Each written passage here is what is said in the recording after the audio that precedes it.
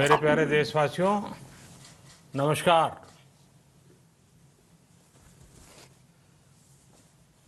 Corona वैश्विक महामारी के खिलाफ लड़ते लड़ते अब हम अनलॉक 2 में प्रवेश कर रहे हैं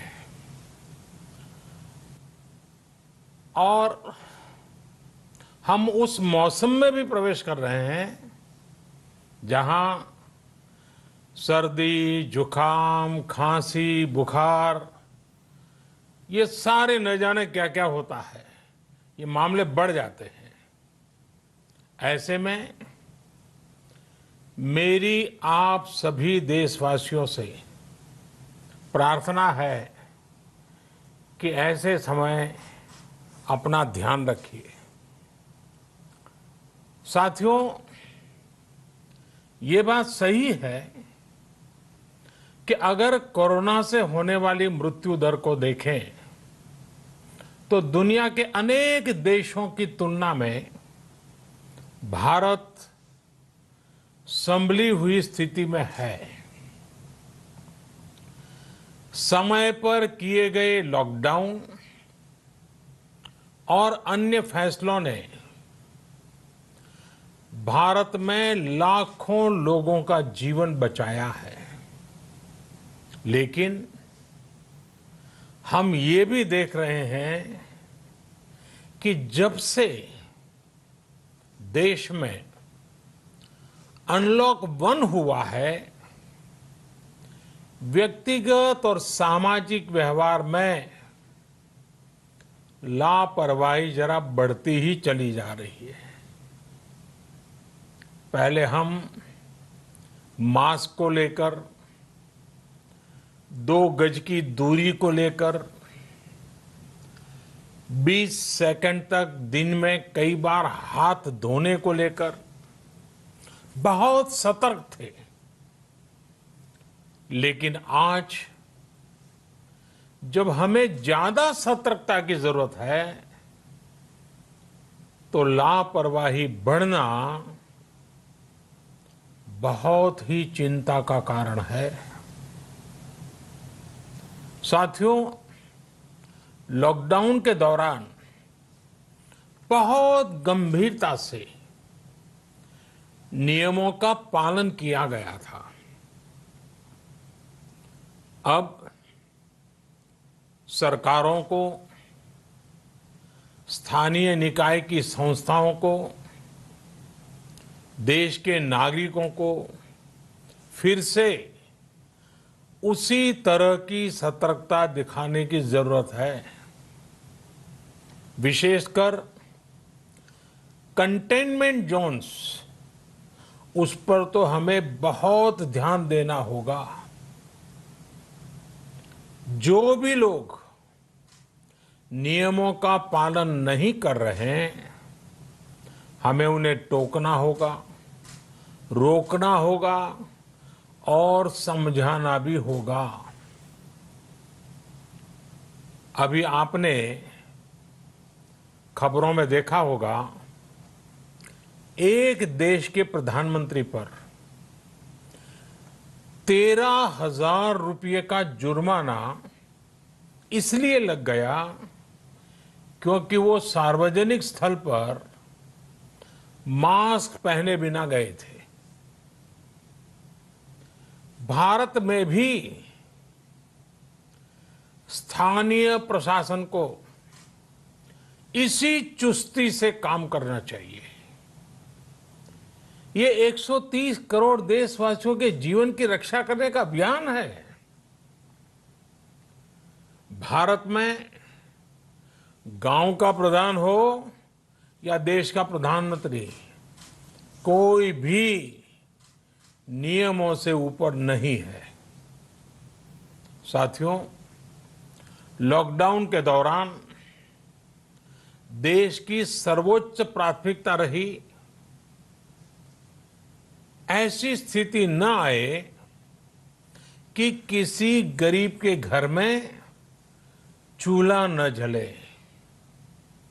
केंद्र सरकार हो, राज्य सरकारें हो, सिविल सोसाइटी के लोग हों, सभी ने पूरा प्रयास किया कि इतने बड़े देश में हमारा कोई गरीब भाई बहन भूखा न सोए।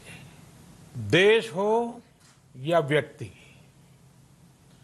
समय पर फैसले लेने से, संवेदनशीलता से फैसले लेने से किसी भी संकट का मुकाबला करने की शक्ति अनेक गुना बढ़ जाती है। इसलिए लॉकडाउन होते ही सरकार प्रधानमंत्री गरीब कल्याण योजना लेकर आई। इस योजना के तहत गरीबों के लिए 2.25 लाख करोड़ रुपए का पैकेज दिया गया। साथियों, बीते 3 महीनों में 20 करोड़ गरीब परिवारों के जनधन खातों में सीधे 31,000 करोड़ रुपया जमा करवाए गए हैं। इस दौरान 9 करोड़ से अधिक किसानों के बैंक खातों में 18,000 करोड़ रुपए जमा हुए हैं। इसके साथ ही गांवों में श्रमिकों को रोजगार देने के लिए प्रधानमंत्री गरीब कल्याण रोजगार अभियान तेज गति से आरंभ कर दिया गया है। इस पर सरकार 50,000 करोड़ रुपए खर्च कर रही है। लेकिन साथियों, एक और बड़ी बात है जिसने दुनिया को भी हैरान किया है, आश्चर्य में डुबो दिया है। वो ये कि कोरोना से लड़ते हुए भारत में 80 करोड़ से ज्यादा लोगों को 3 महीने का राशन, यानी परिवार के हर सदस्य को 5 किलो गेहूं या चावल मुफ्त दिया गया। इसके अतिरिक्त प्रति परिवार हर महीने 1 किलो दाल भी मुफ्त दी गई। यानी एक तरह से देखें तो अमेरिका की कुल जनसंख्या से 2.5 गुना अधिक लोगों को, ब्रिटेन की जनसंख्या से 12 गुना अधिक लोगों को और यूरोपियन यूनियन की आबादी से लगभग 2 गुने से ज्यादा लोगों को हमारी सरकार ने मुफ्त अनाज दिया है। साथियों, आज मैं इसी से जुड़ी एक महत्वपूर्ण घोषणा करने जा रहा हूं। साथियों, हमारे यहां वर्षा ऋतु के दौरान और उसके बाद मुख्य तौर पर कृषि क्षेत्र में, एग्रीकल्चर सेक्टर में ही ज्यादा काम होता है। अन्य दूसरे सेक्टरों में थोड़ी सुस्ती रहती है। जुलाई से धीरे धीरे त्योहारों का भी माहौल बनने लगता है। अब आप देखिए, अभी 5 जुलाई को गुरु पूर्णिमा है, फिर सावन शुरू हो रहा है, फिर 15 अगस्त आएगी, रक्षाबंधन आएगा, कृष्ण जन्माष्टमी आएगी, गणेश चतुर्थी आएगी, ओणम होगा और आगे जाएं तो काटी बिहू है, नवरात्रि है, दुर्गा पूजा है, दशहरा है, दीपावली है, छठी मैया की पूजा है। त्योहारों का ये समय जरूरतें भी बढ़ाता है, खर्च भी बढ़ाता है। इन सभी बातों को ध्यान में रखते हुए ये फैसला लिया गया है कि प्रधानमंत्री गरीब कल्याण अन्न योजना का विस्तार अब दिवाली और छठ पूजा तक, यानी नवंबर महीने के आखिर तक कर दिया जाएगा। यानी 80 करोड़ लोगों को मुफ्त अनाज देने वाली ये योजना अब जुलाई, अगस्त, सितंबर, अक्टूबर, नवंबर में भी लागू रहेगी। सरकार द्वारा इन 5 महीनों के लिए 80 करोड़ से ज्यादा गरीब भाई बहनों को हर महीने परिवार के हर सदस्य को 5 किलो गेहूं या 5 किलो चावल मुफ्त मुहैया कराया जाएगा। और साथ ही प्रत्येक परिवार को हर महीने 1 किलो चना भी मुफ्त दिया जाएगा। साथियों, प्रधानमंत्री गरीब कल्याण अन्न योजना के इस विस्तार में 90,000 करोड़ रुपए से ज्यादा खर्च होंगे। और अगर इसमें पिछले 3 महीने का खर्च भी जोड़ दें तो ये करीब करीब 1.5 लाख करोड़ रुपया हो जाता है। अब पूरे भारत के लिए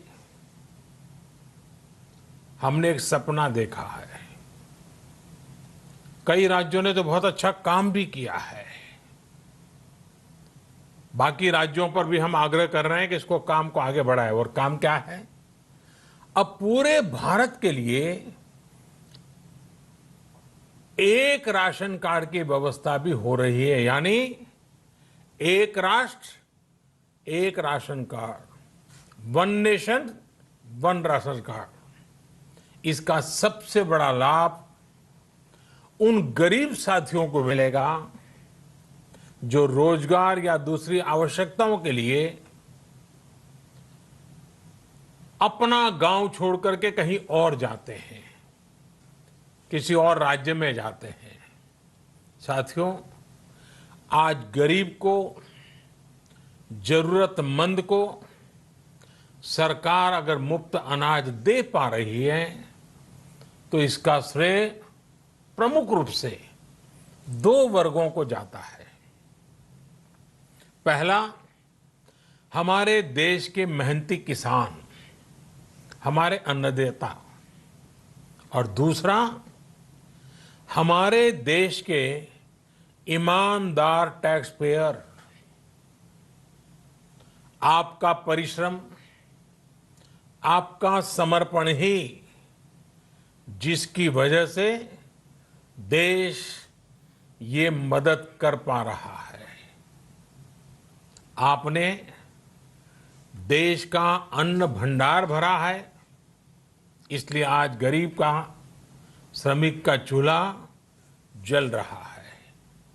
आपने ईमानदारी से टैक्स भरा है, अपना दायित्व निभाया है, इसलिए आज देश का गरीब इतने बड़े संकट से मुकाबला कर पा रहा है। मैं आज हर गरीब के साथ ही देश के हर किसान, हर टैक्स पेयर का हृदय से बहुत बहुत अभिनंदन करता हूं, उन्हें नमन करता हूं। साथियों, आने वाले समय में हम अपने प्रयासों को और तेज करेंगे। हम गरीब, पीड़ित, शोषित, वंचित हर किसी को सशक्त करने के लिए निरंतर काम करेंगे। हम सारी एहतियात बरतते हुए इकोनॉमिक एक्टिविटीज को और आगे बढ़ाएंगे। हम आत्मनिर्भर भारत के लिए दिन रात एक करेंगे। हम सब लोकल के लिए वोकल होंगे। इसी संकल्प के साथ हम 130 करोड़ देशवासियों को मिलजुल करके संकल्प के साथ काम भी करना है, आगे भी बढ़ना है। फिर से एक बार मैं आप सबसे प्रार्थना करता हूं, आपके लिए भी प्रार्थना करता हूं, आपसे आग्रह भी करता हूं, आप सभी स्वस्थ रहिए, 2 गज की दूरी का पालन करते रहिए, गमछा, फेस कवर, मास्क ये हमेशा उपयोग कीजिए, कोई लापरवाही मत बरतिए। इसी आग्रह, इसी कामना के साथ मैं आप सभी को बहुत बहुत शुभकामनाएं देता हूं। धन्यवाद।